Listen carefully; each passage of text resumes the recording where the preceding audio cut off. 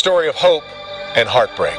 This was the terrifying reality during the reign of the Oakland County Child Killer. 4 children, all between 10 and 12 years old, were abducted and murdered in one of America's most chilling unsolved mysteries. There's not a day that goes by that I don't think about this. The killer's precision was unsettling. These weren't impulsive crimes. They were calculated, deliberate, and left investigators grasping for answers. What's being done to find the killer? It's the 1970s, and Oakland County, Michigan, is like any other suburban paradise. Kids are playing outside, riding their bikes, and walking to the corner store without a second thought. But then, kids start disappearing. Days later, they're found dead, cleaned, groomed, and left in plain sight. Parents lock their doors, fear spreads like wildfire, and suddenly every stranger is suspect. The case would become one of Michigan's largest manhunts, with over 100,000 tips and suspects ranging from local criminals to a potential pedophile ring. And yet, nearly 50 years later, we still don't know who did it. This isn't just a true crime story. It's a window into the fear that consumed a community and the heartbreaking fight for justice that continues to this day. So buckle up, because we're diving deep into the case of the Oakland County Child Killer. 4 kids, 4 lives stolen. Each abduction and murder left Oakland County more terrified than before. Let's break it down step by step. Mark Stebbins, February 1976. He was 12 years old, just a kid walking home from the American Legion Hall in Ferndale. But he never made it. 4 days later, his body was found in a snowbank. Here's where it gets dark. Mark had been sexually assaulted and strangled, and his body wasn't just dumped, it was cleaned. His clothes neatly washed. It wasn't just murder. It was like the killer wanted to show how much control they had. Jill Robinson, December 1976. Fast forward 10 months, and 12-year-old Jill Robinson disappears. She had an argument with her mom, left the house, and never came back. Her body was found along a roadside, shot in the face with a shotgun. Think about that. The killer switched from strangulation to a shotgun. Why? To confuse investigators, or was it something more personal? Either way, Jill's murder sent shockwaves through Oakland County. Christine Mihalik, January 1977. She's just 10 years old.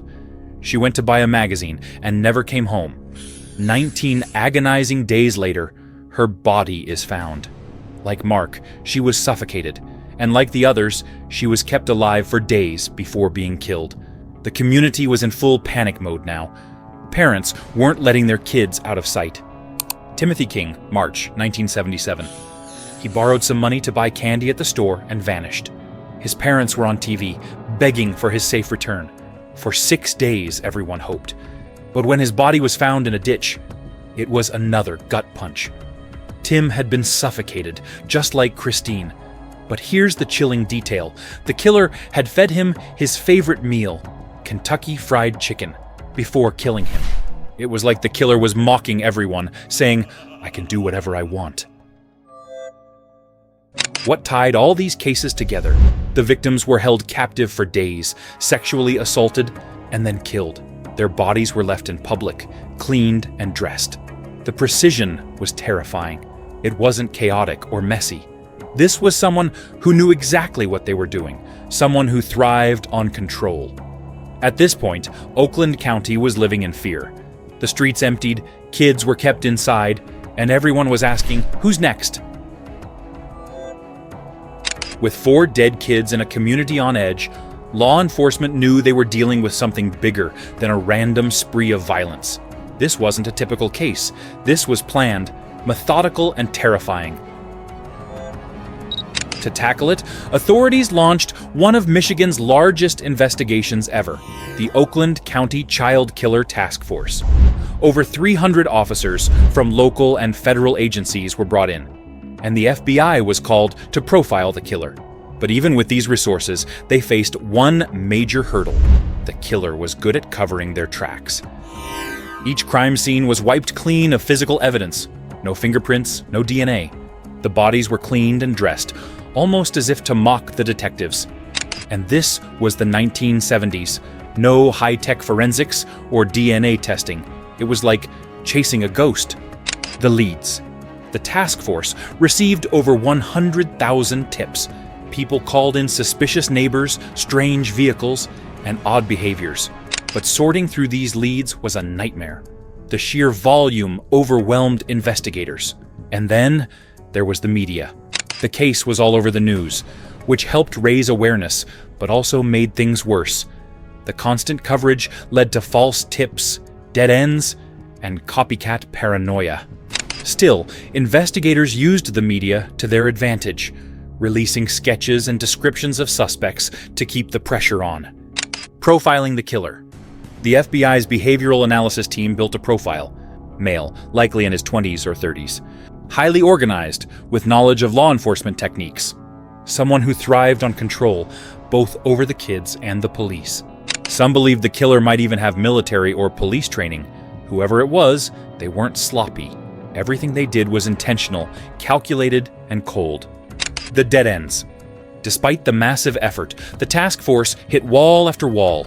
Leads fizzled. Promising suspects were cleared.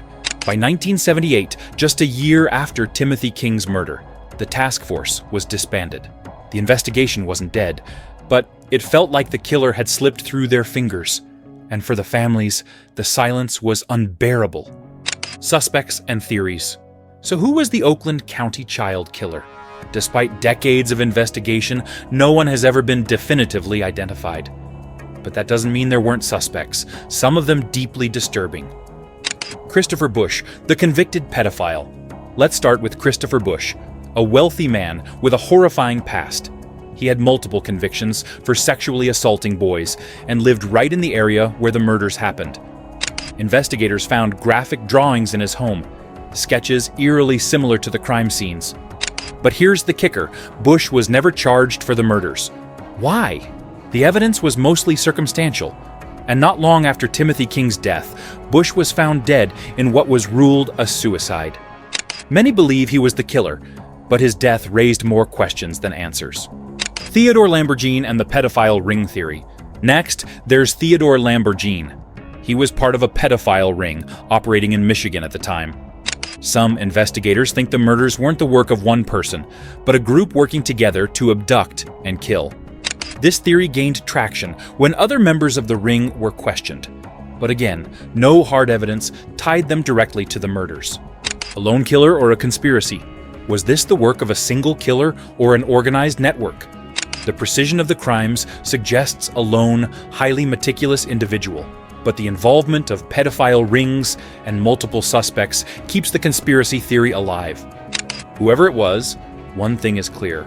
They knew what they were doing and stayed one step ahead of the police. Did Christopher Bush kill himself because he was guilty? Was there a larger cover-up to protect powerful people in the pedophile ring? Or is the killer still out there, hiding in plain sight? Decades later, we still don't have the answers.